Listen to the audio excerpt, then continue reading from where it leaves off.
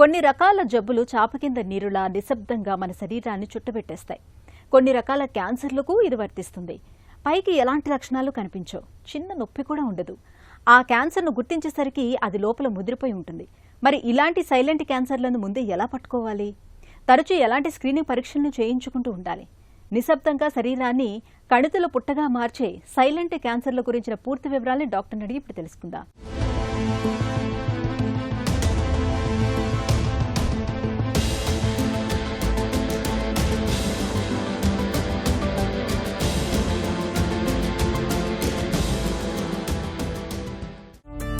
ఎలాంటి లక్షణాలు కనిపించకుండానే క్యాన్సర్ రావచ్చా?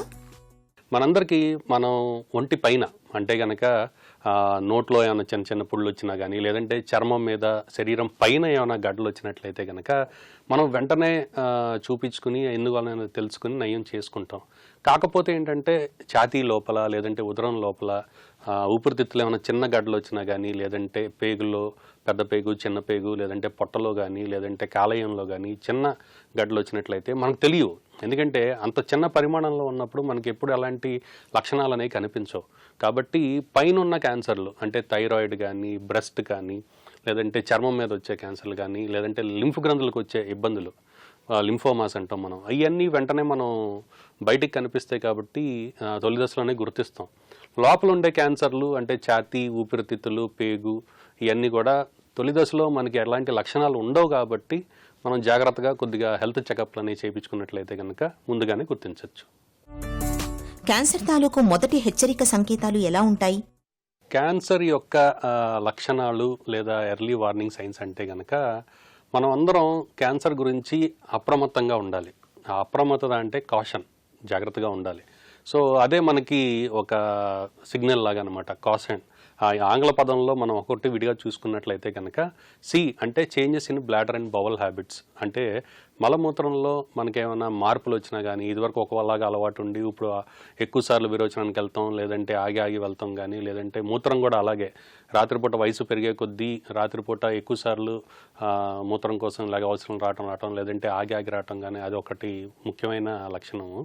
అలాగే ఏ సోర్ దట్ డజంట్ హీల్ అంటే చర్మం మీద కానీ, లేదంటే పొగాకు అలవాటు ఉన్న వాళ్ళలో నోట్లో ఏమైనా పుండు పడి కొన్ని రోజులైనా కానీ, కొన్ని వారాలు కానీ తగ్గకుండా ఉన్నట్లయితే కనుక, మామూలుగా హెల్దీ ఇండివిజువల్స్లో పుళ్ళు అనేవి చెప్పి వెంటనే తగ్గిపోతాయి. అలాగే కొన్ని వారాలు రోజులైన తర్వాత కూడా మనకి ఆ పుళ్ళు తగ్గకుండా ఉంటే కనుక అది క్యాన్సర్ యొక్క ముఖ్య లక్షణం కింద మనం అనుమానించాలి. అలాగే కనుక మలమూత్రంలో కానీ, లేదంటే దగ్గులో కానీ, లేదంటే వాంతులో కానీ రక్తపు చారలు ఏమైనా కనిపించినట్లయితే, అలాగే చర్మం మీద కూడా మనకేమైనా గడ్డలాగా కనిపించినా కానీ, లేదంటే రొమ్ములో గడ్డలాగా ఏమైనా కనిపించినా కానీ మనం తప్పకుండా జాగ్రత్తలు తీసుకోవాల్సిన అవసరం ఉంటుంది. వెంటనే మీ దగ్గర ఉన్న వైద్యుడికి చూపించుకుని దేనివల్ల వచ్చిందా అనేది నిర్ధారించుకోవాలి. అలాగే అకారణంగా బరువు తగ్గిపోవటం కానీ, అలాగే మనకి ఎప్పటి నుంచో ఒంటి మీద చాలామందికి పుట్టుమచ్చలు అనేవి ఉంటాయండి. ఆ పుట్టుమచ్చలు ఉన్నట్టుండి వాటి యొక్క పరిమాణం పెరగటం కానీ, లేదంటే రంగు మారటం కానీ, ఆకృతి మారటం కానీ జరుగుతున్నట్లయితే కనుక మనం తప్పనిసరిగా దాన్ని అనుమానించి చూపించుకోవాల్సిన అవసరం ఉంటుంది. అంతేకాకుండా జీర్ణ వ్యవస్థలో మార్పు అంటే కనుక అజీర్ణం ఎక్కువగా ఉంటాం కనుక, అంతేకాకుండా మింగుడు పడటం కష్టంగా ఉంటాం, లేదంటే మన మాటలో తేడా ఉంటాం, ఎడతెరపని దగ్గు, ఇవన్నీ కూడా మనకి ఉన్నట్టయితే కనుక ఈ లక్షణాలు అందరికీ క్యాన్సర్ ఉందని కాదు కానీ కొన్ని మిగతా వ్యాధుల్లో కూడా ఇవి ఉండొచ్చు. కాకపోతే తప్పనిసరిగా డాక్టర్కి చూపించుకుని దేనివల్ల ఈ ఇబ్బంది వచ్చింది అనేది మనం నిర్ధారించుకోవాల్సిన అవసరం అయితే ఉందండి. సాధారణ ఆరోగ్యవంతులకు కూడా స్క్రీనింగ్ పరీక్షలు అవసరమా? స్క్రీనింగ్ పరీక్షలు అనేవి ప్రతి ఒక్క మనిషికి తప్పనిసరి అండి ఈ రోజుల్లో. ఎందుకంటే కనుక స్క్రీనింగ్ పరీక్షతోనే మనం బాగా చిన్న సైజు, చిన్న పరిమాణంలో ఉన్న క్యాన్సర్ గడ్డను కూడా ముందుగానే గుర్తించి పూర్తిగా నయం చేసుకోగలిగే అవకాశం ఉంటుంది. కాబట్టి ముందుగా ఆడవారిలో తీసుకున్నట్లయితే కనుక గర్భాశయ ముఖద్వారపు క్యాన్సర్ అంటే సర్వైకల్ క్యాన్సర్ దాదాపు 20 సంవత్సరాలు పైబడిన వారి నుంచి ప్రతి 3 సంవత్సరాలకు ఒకసారి ప్యాప్స్మియర్ టెస్ట్, లేదంటే 30 సంవత్సరాలు పైబడి నుంచి వాళ్ళలో కూడా మనం ప్రతి 5 సంవత్సరాలకు ఒకసారి టెస్టింగ్ అంటాం మనం. ఒకటి ప్యాప్స్మియర్ టెస్ట్ మరియు హెచ్పివి DNA టెస్ట్ చేయడం వల్ల ప్రమాదపు సర్వైకల్ క్యాన్సర్ని మనం దాదాపు తొలి దశలో లేదంటే ప్రీ ఇన్వేజివ్ క్యాన్సర్ ముందు దశలోనే మనం గుర్తించి పూర్తిగా నయం చేసుకునే అవకాశం ఉంటుంది. దాదాపు 30 ఏళ్ళ పైనుంచి దాదాపు 65-70 సంవత్సరాల వరకు కూడా మనం ఇది చేస్తాము. ఎవరిలోనే అయితే కనుక గర్భసంచి తీసివేశారో వాళ్ళలో చేయాల్సిన అవసరం ఉండదు. రెండోది రొమ్ము క్యాన్సర్ 40 సంవత్సరాలు పైబడిన వారిలో తప్పనిసరిగా ప్రతి 2 సంవత్సరాలకు ఒకసారి దాదాపు మ్యామోగ్రఫీ అనే చిన్న ఎక్స్రే లాంటి పరీక్ష దాదాపు 75 సంవత్సరాలు వచ్చే వరకు కూడా మనం చేసినట్లయితే కనుక చాలా చిన్న మా క్లినికల్ ప్రాక్టీస్లో చాలాసార్లు చూస్తామండి. 0.5 సెంటీమీటర్ లేదంటే 1 సెంటీమీటర్ చిన్న గడ్డలను కూడా మనం ముందుగా గుర్తిస్తాము. వాటిని అప్పుడే మనం ఆపరేషన్ చేసి తీసివేసినట్లయితే పూర్తిగా నయం చేసుకోవచ్చు. అండ్ మరియు ఇంకోటి ఏంటంటే కనుక రొమ్మును పూర్తిగా తీయాల్సిన అవసరం కూడా ఉండదు అలాంటప్పుడు. క్యాన్సర్ లక్షణాలు కనిపించకపోతే గుర్తించడానికి ఎలాంటి పరీక్షలు చేయించుకోవాలి? ఆడవాళ్లలో ప్యాప్స్మియర్, హెచ్పివి DNA టెస్టింగ్ మరియు మ్యామోగ్రఫీ పరీక్షలు మనం చేసుకోవచ్చు. అలాగే అందరిలో కూడా మిగతా వాళ్ళందరిలో కూడా మనకి పెదపేగు క్యాన్సర్ ముప్పుని ముందుగా గుర్తించడానికి 45 సంవత్సరాలు పైబడిన వారిలో ప్రతి 10 సంవత్సరాలకు ఒకసారి కొలనోస్కోపీ అనే పరీక్ష చేస్తాం. అలాగే లేదంటే 5 సంవత్సరాలకు ఒకసారి సిగ్మాయిడోస్కోపీ అనే పరీక్ష.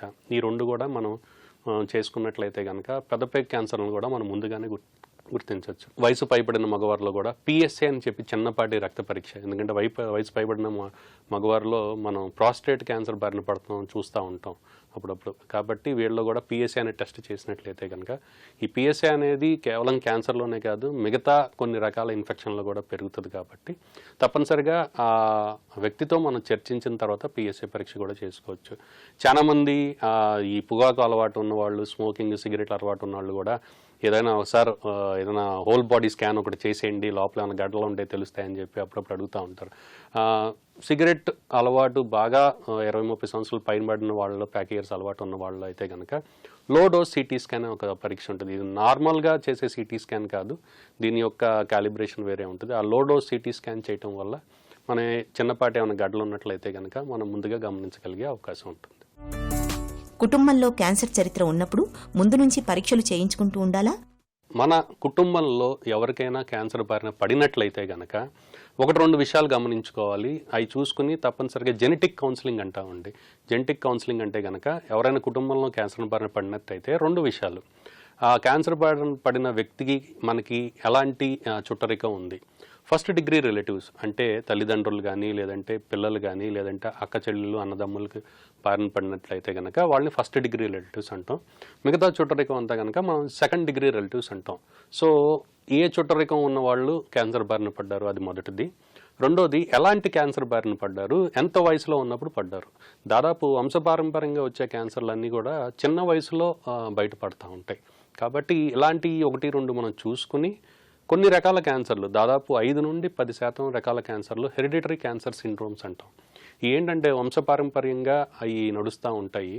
కాబట్టి తండ్రికో లేదంటే తాతకో లేదంటే అమ్మకో అమ్మమ్మకో నాయనమ్మకో ఉండటం వల్ల వచ్చే అవకాశం ఉంటుంది. కాబట్టి ఈ చూసుకుని, ఎందుకంటే కుటుంబంలో ఎవరో ఒకరికి వచ్చినంత మాత్రం మిగతా వాళ్ళందరికీ వస్తుందని లేదు. సో అలాంటి అపోహ అయితే పెట్టుకోవద్దు, భయం కూడా పెట్టుకోవాల్సిన అవసరం లేదు.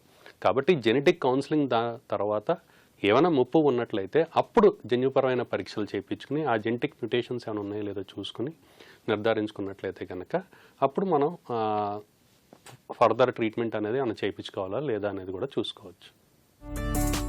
తొలి దశలో గుర్తిస్తే క్యాన్సర్కు చికిత్స తేలిక అంటారు, నిజమేనా? క్యాన్సర్లు మనం 2 విధాలుగా విభజించుకోవచ్చండి. ఒకటి తొలి దశ అంటే ఎర్లీ స్టేజ్ డిసీజ్ అంటాం. ఎక్కడైతే ఆవిర్భవించినాయో కేవలం ఆ సైట్లో మటుకే ఉంటాయి. రెండోది ఏంటంటే మలి దశ అంటే లోకల్లీ అడ్వాన్స్డ్ మరియు అడ్వాన్స్డ్ దశ అంటాం. ఇది ఆవిర్భవించిన చోట నుంచి ఆ చుట్టుపక్కల కానీ లేదంటే దూరంగా ఉన్న అవయవాలకు కానీ రక్తం ద్వారా లింఫ్ గ్రంథుల ద్వారా పాకుతుందన్నమాట. తొలి దశలో మనం క్యాన్సర్ని గుర్తించినట్లయితే దాదాపు 90% నుండి 100% వరకు కూడా మనం పూర్తిగా నయం చేసుకోవచ్చు. ఇంకెప్పుడు రాకుండా మనం జాగ్రత్త తీసుకోవచ్చు. క్యాన్సర్ విషయంలో అవగాహనే మనకు రక్ష. పైకి ఎలాంటి లక్షణాలు కనిపించకపోయినా సరే నడి వయసు నుంచి ఏడాదికోసారైనా స్క్రీనింగ్ పరీక్షలు చేయించుకోవటం మేలు. కుటుంబంలో క్యాన్సర్ చరిత్ర ఉన్నప్పుడు మరింత జాగ్రత్తగా ఉండాలి. ఆరోగ్యకరమైన జీవనశైలిని పాటించాలి.